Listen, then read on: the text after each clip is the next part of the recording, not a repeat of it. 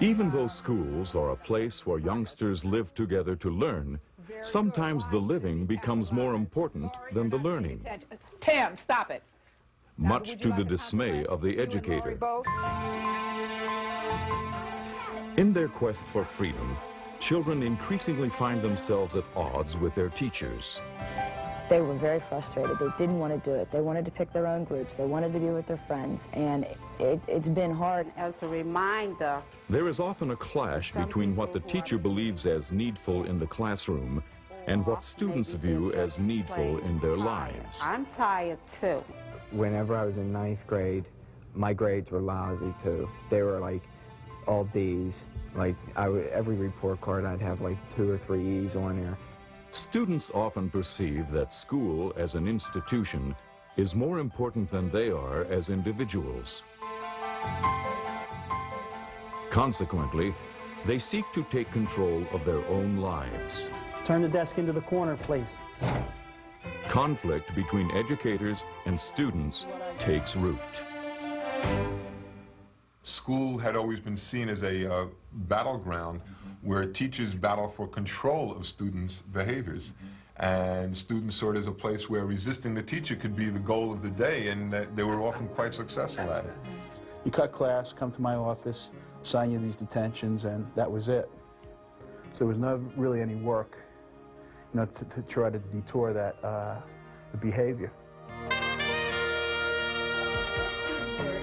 Many children fearlessly exercise their freedom to fulfill their needs. They pursue goals which may disrupt the teacher's plan for a productive classroom. They're telling lies about me.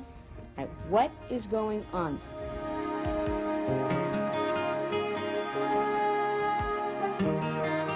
You know the rule is to have your homework in here. Yeah, so what's your point? My point is, if you don't have it, you're going to fail. You want to fail? Throw me out there. The disruption is not driven by any need for conflict. Rather, it's the result of student needs not being met by the goals of their teacher. The level of conflict and misbehavior in schools is escalating. If we know why behaviors occur, then maybe we can take steps to change the behavior if the behavior is not appropriate or suitable or helpful to anyone in any way. There is an increasing number of at-risk students, pupils who are truant, act out, refuse to study, and who just don't seem to care about school. What are you supposed to be doing? Read. Then why aren't you doing it? Children's values have been modified by the forces of a changing society. Few would argue the impact of altered family structures and modern entertainment. In dealing with these problems, methods of the past fail to work with students of today. Do you understand me?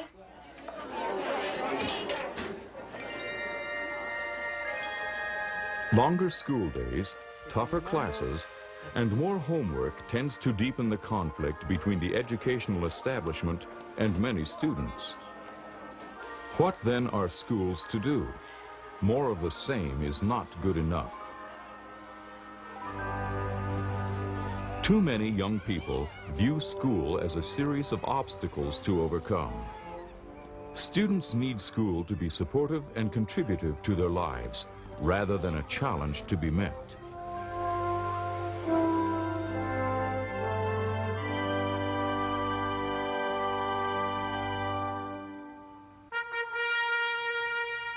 Schools must develop a personal approach to education. They need to understand what drives students to learn or what drives them to disinterest. They need to help students assume some real responsibility for what they learn.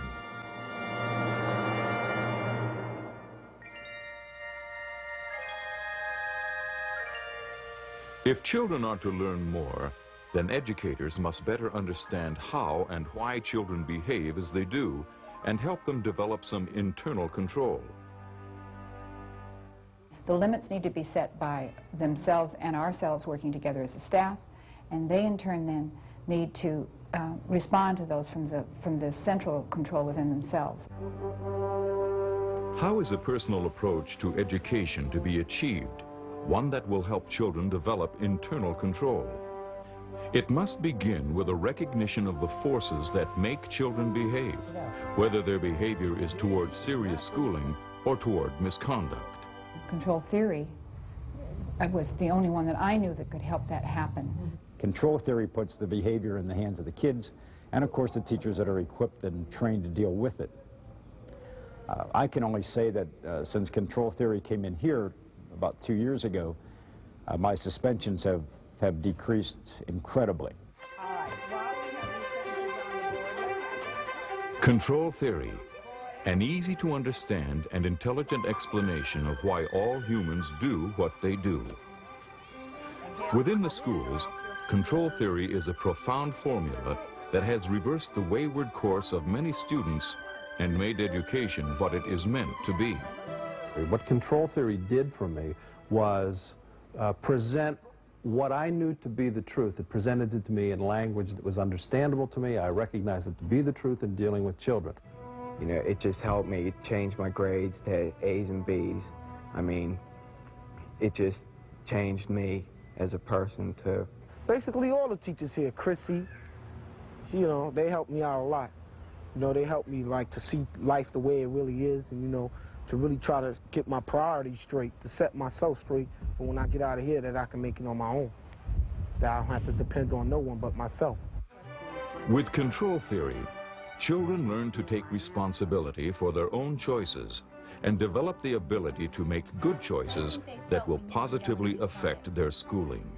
What kind of a tone of voice did you use? A mean one. A mean tone of voice? Yeah, like this. Control theory is state-of-the-art knowledge, the result of extensive research carried on through the last 3 decades. Dr. William Glasser, a psychiatrist and world-renowned expert on educational psychology, organized and refined this information called control theory into an understandable and workable description of behavior. Over 20 years ago, Dr. Glasser and Doug Naylor organized the Educator Training Center. The work of Doug Naylor and the Educator Training Center in their application of Dr. Glasser's teachings have had a profound impact upon thousands of teachers, their schools, and students from coast to coast.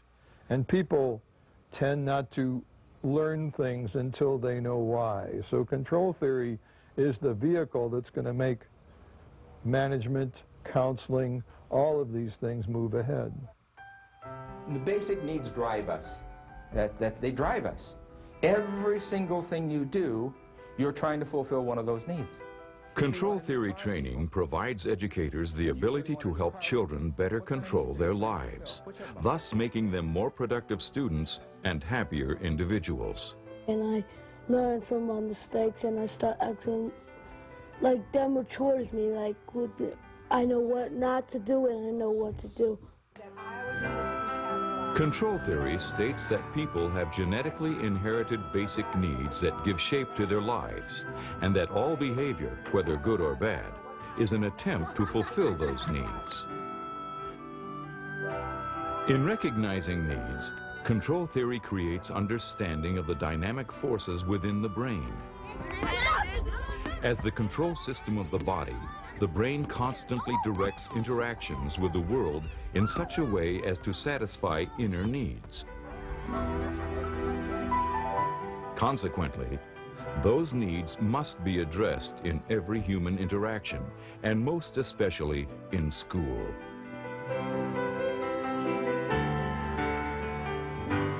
What are the basic needs?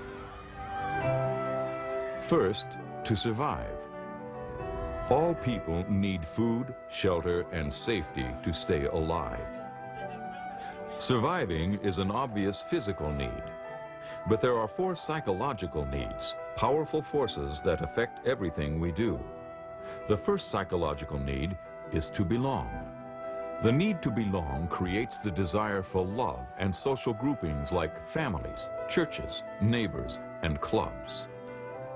We are compelled to find friends with whom to share life.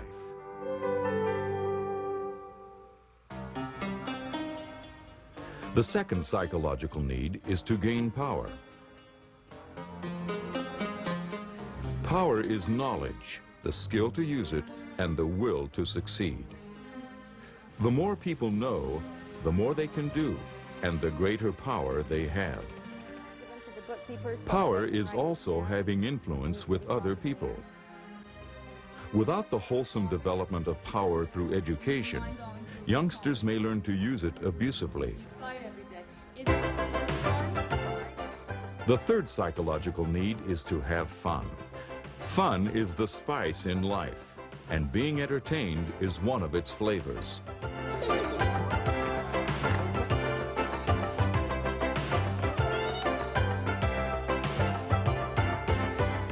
Learning is fun when it satisfies the need to know and builds power. But the greatest fun of all is the exhilarating sense of achievement, the I can do it feeling that comes from success. The fourth psychological need is to be free. Freedom is having the opportunity to make choices about how we live our lives. One thing on the plus side, though, Carlos is not Student of the Week, but he has been to school over 40 days in a row without missing. Control theory helps students understand the relationship between responsibility and freedom, and helps them learn to set goals. In order to help some of you learn how to reach those goals, there's a little process I want to teach you called GPAR. It's right up on the board. You see it on your first sheet there. GPAR simply stands for goal. To reach your goal, you have to plan, take some action, get some results. And you'll see on the board it's kind of listed as a little cycle. All right, now in the middle of all of that are basic needs.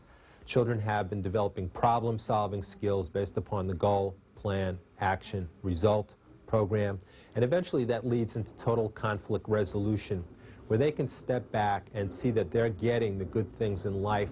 These are the things that I like about the program. The fact that it's not just in school, it is really a life learning program, and when they go out there in the real world, they're going to have to make responsible choices for themselves if they want to succeed. So then I got up and I mushed him in the head. You mushed him in the head? Yeah. Why did you do that? Was that the right thing? No.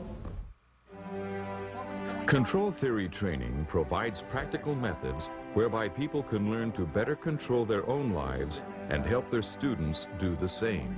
Is some of your behavior that goes on in school done on purpose because you want to be sent to Jamaica? You don't think so? An outgrowth of control theory is responsibility training, in which students learn why they make the choices they do, and at the same time provides them tools to make better choices. Responsibility training is the way that we manage the behavior of our students. The timeout room is seen as, by the teachers as being a place where students learn new behaviors. Look over your plan. Think about your answers. It's not a punishment, and the teachers understand that. And the students understand that. It made a difference in my academics and athletics, and it did make a big turnaround with me. Maybe sometimes if I really concentrate hard, but if I really put my mind to it, I can set a lot of goals. Control theory schools view productive relationships as the basic ingredient in every teaching, learning activity, whether it be with students or parents. And now we have in place a very systematic way of communicating with parents. Very often what got communicated was their failures. And now we have a plan that communicates their successes.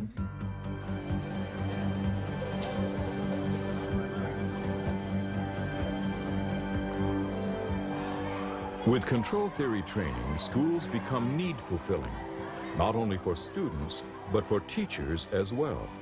I don't talk to teachers about control theory in their lives. We talk about control theory for children, but they can't separate it from their own lives if they're listening to it. You know, if they think it's a good idea, they're using it. Education has to be so exciting for these kids. And I think that's what it's allowed teachers to do, is to really concentrate on exciting kids to education.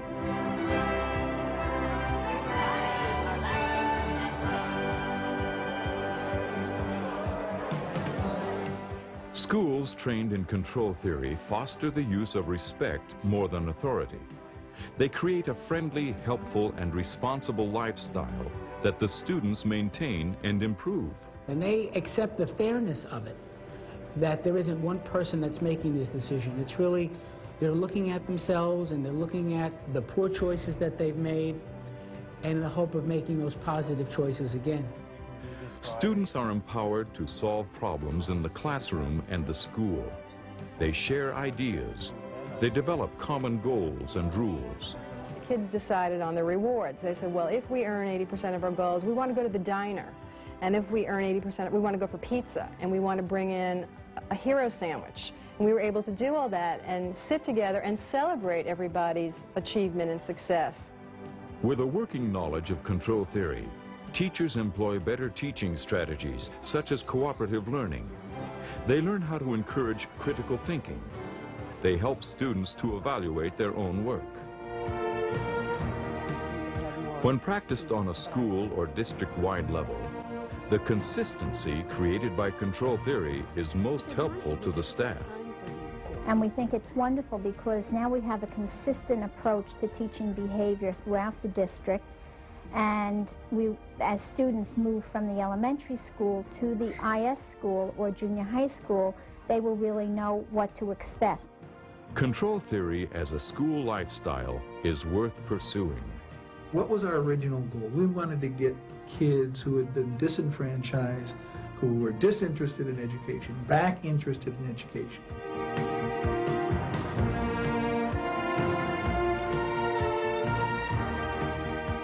Control theory, it really works. Now I look at the statistics, and they have 90 to 95% attendance rates.